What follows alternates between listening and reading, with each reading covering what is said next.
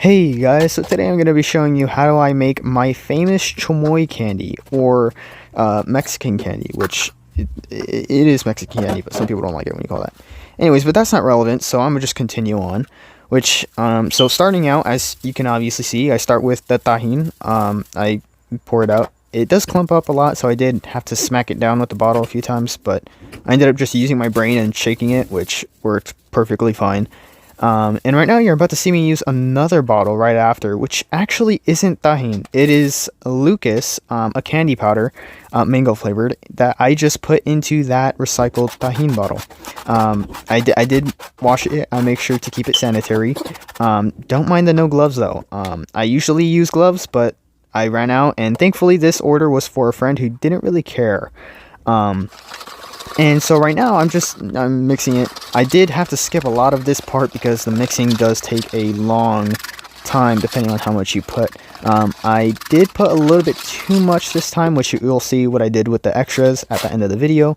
But basically I just put in the amount of candy here, and right there, that's about 16 ounces, which is about a spoon or two spoons, max 2 spoons, usually about a spoon and a half of the chamoy mixture.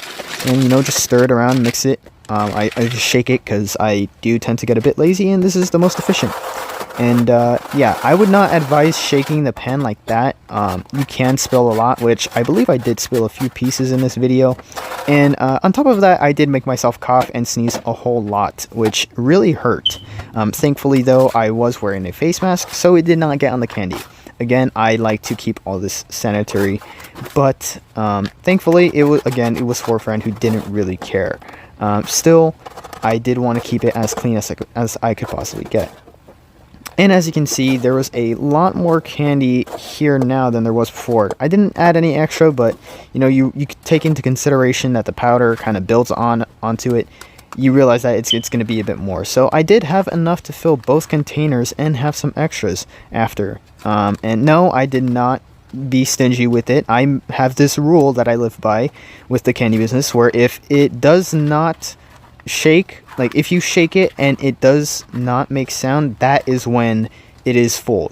If you hear sound when you shake it, that is not full. I do my best not to be stingy, although those containers are hard to open if I don't put enough.